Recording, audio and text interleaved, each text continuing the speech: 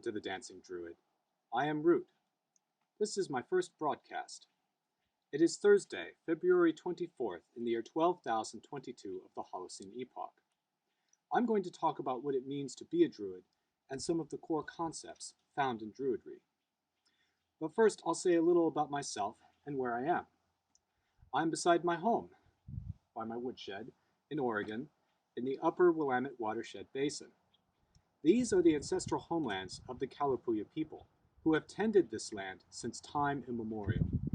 In 1855, they were forced from their homes and marched north to the reservation at Grand Ronde near Portland, and west to the reservation of the Confederated Tribes of Siletz Indians, and it is in these two places where most of their descendants live to this day.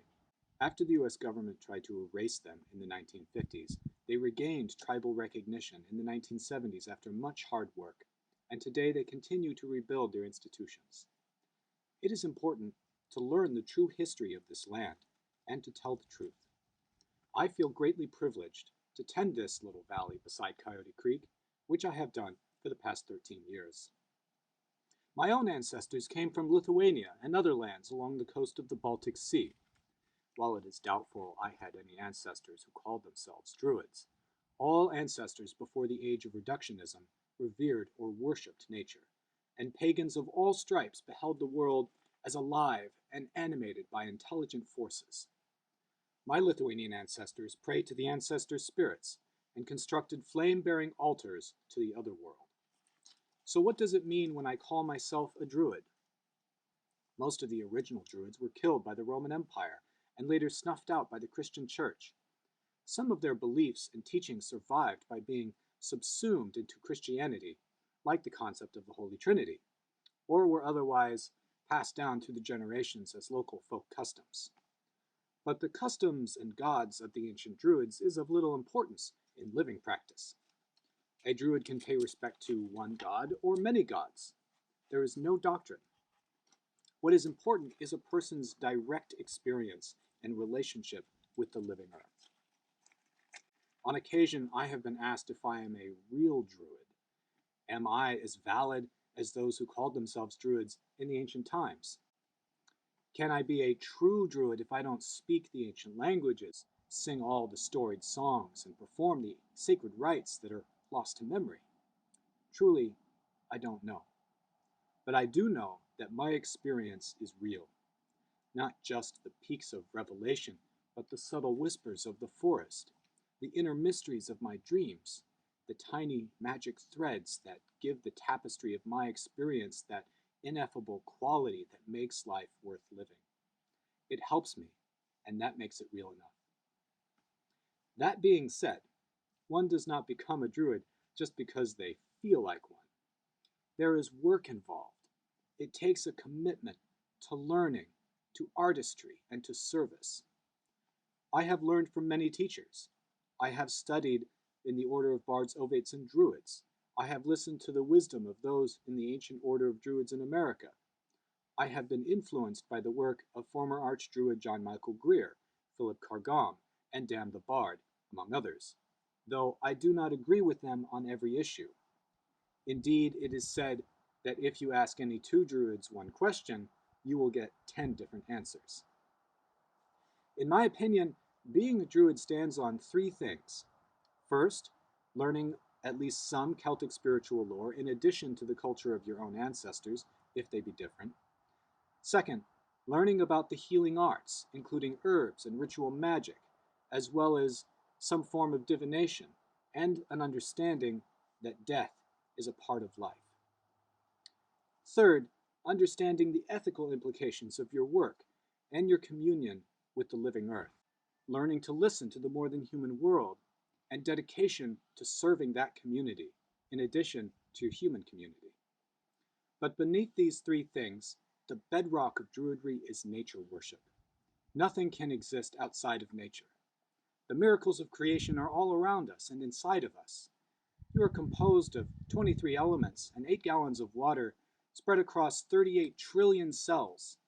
You have been built up from parts of the earth that you have absorbed according to a set of instructions hidden in a double helix coil and small enough to be carried by any single-celled organism. We are conduits of creative expression, which brings me to an important concept in Druidry, the Awen. Awen is the divine inspiration that flows. The inspired individual, often a poet or a soothsayer, is described as an Awened. Awen is often symbolized by 3 rays of light emanating from 3 points. Awen is a concept of Luivra. Luivra means the threads that link together the human world with the spirit realm. There is a story from the Druid revival era 200 years ago that teaches us about this, and it goes like this.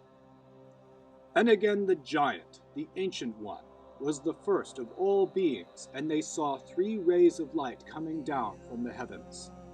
The 3 rays represented the true name of the god Seli or Cernunnos, the hidden spirit of life that created all things. In the 3 rays were all the knowledge that ever was or ever will be. And again took the 3 rowan staves and carved all the knowledge upon them in straight and slanted lines, using the tree alphabet that became known as the O. But instead of reading the staves, others looked upon them and worshipped the staves as gods. Enigen was so angry that he burst apart. A year and a day later, a poet discovered Enigen's giant skull with the 3 rowan staves and saw that they had taken root inside the skull and grown out of the mouth. He learned to read the writing that was on them, and he became famous for his wisdom. The tale of Enigen is a myth. The 2 important things about myths are their meaning and what they teach, regardless of whether it actually happened or who told it. It is no accident that the story portrays the nasty consequences of idolizing a representation of the truth. The 3 rays also represent the first rays of the sun at summer solstice, spring equinox, and winter solstice. The first ray is named Guran and symbolizes the sun at its lowest point at the winter solstice. Guran is called the knowledge of Awen, for winter is the time of inward journeys and the telling of stories. The second ray is named Plenith, and it symbolizes the sun at its highest power at midsummer. Plenith is called the power of Awen, for it is a time of solar abundance and vigorous action. The third ray is called Alan, and it symbolizes the sun at its balance, midway through the year. Alan is the peace of Awen, the reflective liminal time of thresholds. The 3 rays can also be linked to the 3 branches of Druidry, the bards, ovates, and druids. The bards are the bearers of knowledge, the ovates are the healers and intercessors of divine power, and the druids are those who hold the balance of knowledge and power.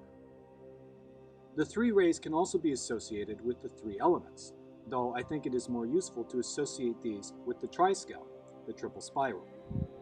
The 3 elements are sky, blood, and stone, also understood as gas, liquid, and solid. In a philosophical sense, sky, blood, and stone represent the ephemeral spirit or essence of things, the flows and cycles of matter and energy, and the forces that bind us together. There are also the 3 cauldrons, a system used by the ancient Druids for healing and empowerment, which is similar to the Vedic concept of the chakras, 3 nexuses of energy in the abdomen, chest, and head, respectively. The triple spiral can also represent the 3 realms, Abred, Gwynvuth, and Kaigant. Abred is the realm of incarnation, of fungal, plant, and animal life. Gwynvuth is the spirit realm, or the afterlife. After death, it is said, soul remembers its journey through Abred in whatever form it was incarnated as. Each soul learns to express its own Awen, memories and perceptions of the universe. The soul then returns to another incarnation, or transverses the different circles of Gwynvuth, and eventually is able to go places among the mighty ones, the great spirits we call gods. Connected to each of these realms is Kaigant, a realm without boundaries which encompasses everything in eternity. To go to this realm is to dissolve into infinity. These concepts can also apply within a single life or a single moment. Abred is the past, stationary and impossible to move. Gwynvuth is the present, always flowing and changing. Kaigant is the future, always being shaped by Abred and Gwynvuth. Fate is Abred, destiny is Kaigant, and Gwynvuth is your own force of will dancing between fate and destiny.